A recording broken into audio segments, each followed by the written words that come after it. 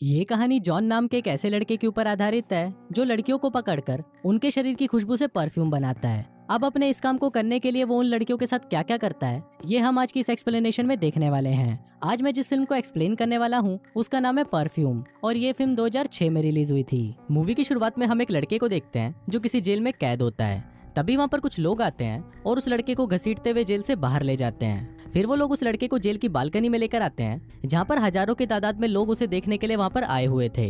वो लोग उस लड़के को खूनी और दरिंदा बुलाते हैं और तभी वहाँ पर जेलर सभी के सामने ये ऐलान करता है कि 2 दिन बाद उस लड़के को शहर के बीचों बीच सभी के सामने बांधा जाएगा और उसकी शरीर की हड्डियों को तब तक तोड़ा जाएगा जब तक इसकी जान ना निकल जाए। अब ये सुनकर सभी लोग बहुत ज्यादा खुश हो जाते हैं और यहाँ से कहानी फ्लैशबैक में जाती है। यहाँ पर हम एक फिश मार्केट में फिश बेचने वाली एक औरत को देखते हैं जो वहीं पर एक बच्चे को जन्म देती है।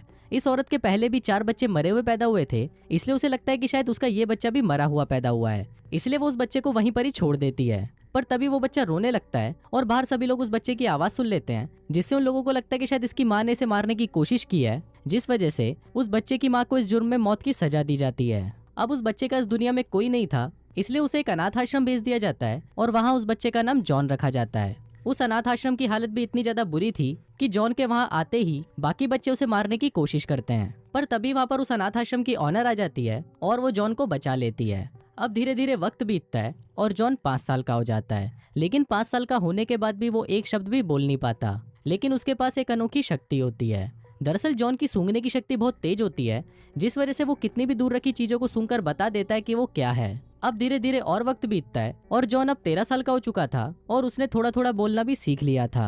अब जॉन के 13 साल के हो जाने के बाद अनाथ आश्रम की ऑनर ये डिसाइड करती है कि वो जॉन को बेच देगी और वो उसे एक जानवरों की खाल बेचने वाले आदमी को बेच देती है। फिर जैसे ही वो जॉन को बेचकर उससे दूर जाती है, तभी वहाँ पर कुछ लुटेरे पैसों के लिए उसकी हत्या कर देते हैं। दरअसल जॉन में एक और शक्ति होती है कि अगर कोई भी इंसान उससे दूर जाने की कोशिश करेगा तो उस इंसान की मौत हो जाएगी, और इसी वजह से फिल्म की शुरुआत में उसकी माँ और अब अनाथ आश्रम के ऑनर की मौत हो गई, क्योंकि इन दोनों ने ही जॉन को अपने से दूर कर दिया था। अब वो आदमी जिसने जॉन को खरीदा होता है वो उससे बहुत ज्यादा काम करवाता है और कुछ दिनों बाद वो उसे सामान बेचने के लिए पहली बार पेरिस की एक मार्केट में लेके जाता है। जॉन जब उस मार्केट में घूम रहा होता है तभी उसे वहाँ पर एक खुशबू आती है और वो उस खुशबू का पीछा करता हुआ एक दुकान के आगे आकर रुक जाता है। ये दुकान एक परफ्यूम की दुकान होती है जहाँ पर सभी लोग परफ्यूम को ट्राई कर रहे होते हैं। जॉन को ये खुशबू बहुत अच्छी लग रही होती है, पर तभी उसे एक और खुशबू आती है और फिर जॉन जब उस खुशबू का पीछा करता है तब वो देखता है कि ये खुशबू एक फल बेचने वाली लड़की से आ रही है। जॉन उस लड़की के पास जाता है, पर वो लड़की जॉन को देखकर डर जाती है। उस लड़की को लगता है कि जॉन कोई भिखारी है,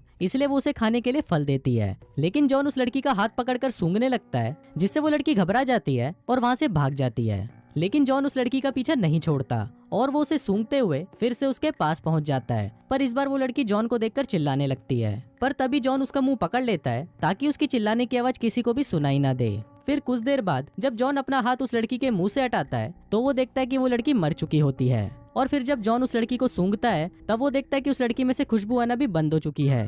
पेरिस में से बहुत से लोग थे जो परफ्यूम बनाया करते थे और उनमें से एक था बाल्दिनी, जो पहले बहुत मशहूर और अमीर हुआ करता था, पर अब उसकी परफ्यूम की दुकान पर कोई नहीं जाता।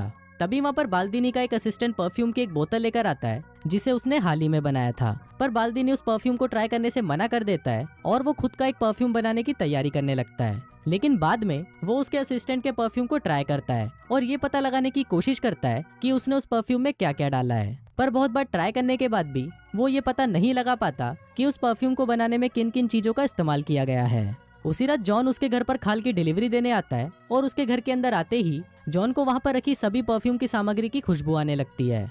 जॉन को बाल्दिनी के हाथ से भी परफ्यूम की खुशबू आती है और तभी वो उसे बोलता है कि उसने जो परफ्यूम लगाया है वो अच्छा नहीं है, क्योंकि उसने उसमें कुछ चीजें जरूरत से ज्यादा इस्तेमाल की हैं। अब ये सुनकर बाल्दिनी को लगता है कि शायद जॉन में कुछ खास बात है, इसलिए वो उसका टेस्ट लेने के लिए जॉन से उस परफ्यूम का फॉर्मूला पूछता है। पर जॉन उसे इसका कोई जवाब नहीं दे पाता, क्योंकि वो अनपढ़ था और उसे पता नहीं था कि फॉर्मूला का क्या मतलब होता है। पर वो बाल्दिनी को ये बोलता है कि वो उसके लिए सेम परफ्यूम बना सकता है और वो उसके लिए वैसा ही परफ्यूम बनाकर तैयार कर देता है। फिर जब बाल्दिनी उस परफ्यूम को ट्राई करता है तब उसे यकीन हो जाता है कि इस लड़के में जरूर कुछ खास बात है। इसके बाद जॉन उसे बोलता है कि मैं इससे भी बढ़िया परफ्यूम बना सकता हूँ, और फिर जब जॉन उस परफ्यूम को भी बना देता है तो बाल्दिनी उसे टेस्ट करने से मना कर देता है और जॉन को भी वहाँ से निकाल देता है। फिर जॉन के जाने के बाद जब बाल्दिनी उस परफ्यूम को टेस्ट करता है तो उसे सूंघते ही उसे ऐसा लगता है कि जैसे वो स्वर्ग में आ गया है। फिर अगले दिन बाल्दिनी जॉन को उस आदमी से खरीद लेता है। इसके बाद जब बाल्दिनी जॉन को वहाँ से ले जा रहा होता है तभी उसके पुराने मालिक की वहीं मौत हो जाती है। इसके बाद बाल्दिनी जॉन को सिखाता है कि किस तरह परफ्यूम बनाए जाते हैं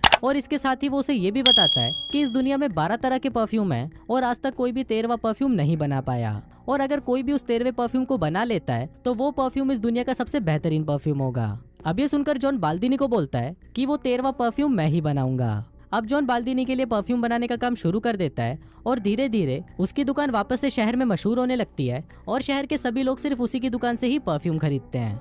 इसके बाद बाल्दिनी जॉन को परफ्यूम बनाने के सभी तरीके सिखाता है, लेकिन जॉन उसके तरीकों से खुश नहीं होता क्योंकि उसके तरीकों में अभी भी कमी थी, जिस वजह से वो 13वां परफ्यूम नहीं बना पा रहा था और इस बात से वो बहुत ज्यादा उदास हो जाता है और इसी के चलते वो बहुत ज्यादा बीमार भी हो जाता है।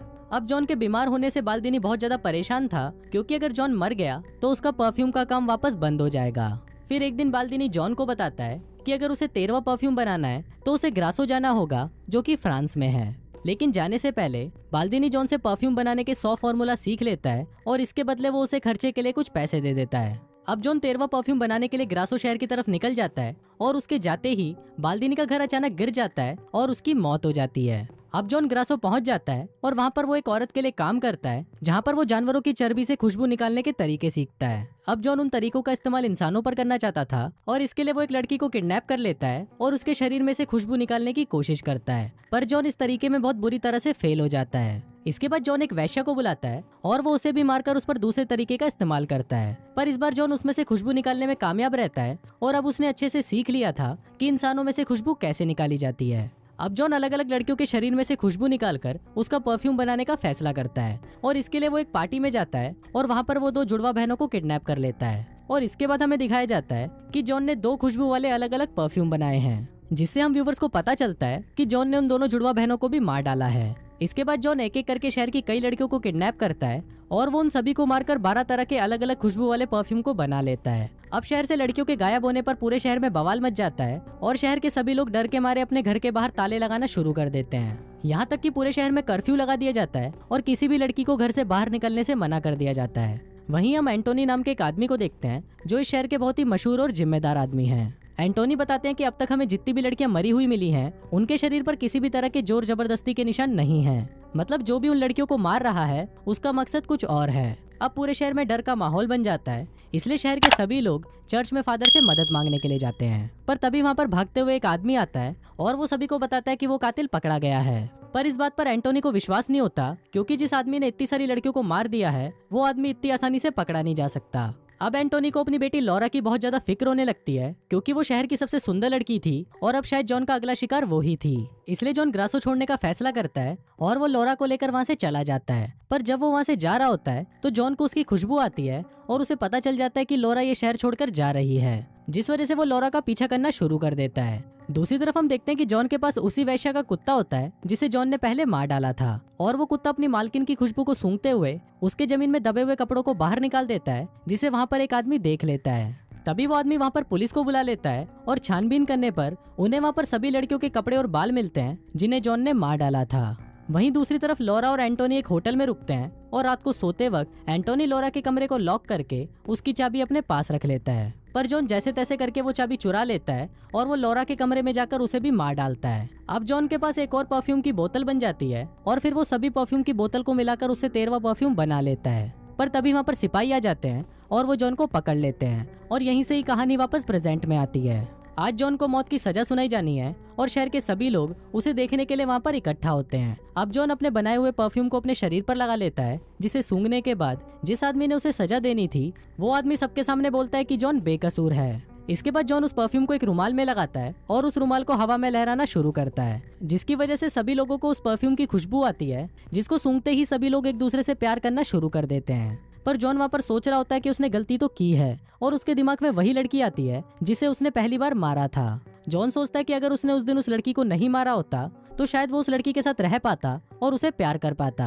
अब अपने इसी दुख में जॉन वहाँ से चला जाता है और उसी फिश मार्केट में पहुंच जाता है जहाँ पर उसका जन्म हुआ था। इसके बाद वो अपनी जेब में से उस परफ्यूम की बोतल को निकालता है और वो उस पूरी बोतल को अपने ऊपर उलट देता है। वहीं पास में कुछ लोग बैठे होते हैं और वो उस खुशबू को सूंघकर जॉन के ऊपर टूट पड़ते हैं और उसे मार डालते हैं और यहीं पर ही जॉन का अंत होता है और इसी के साथ ही ये फिल्म भी यहीं खत्म हो जाती है।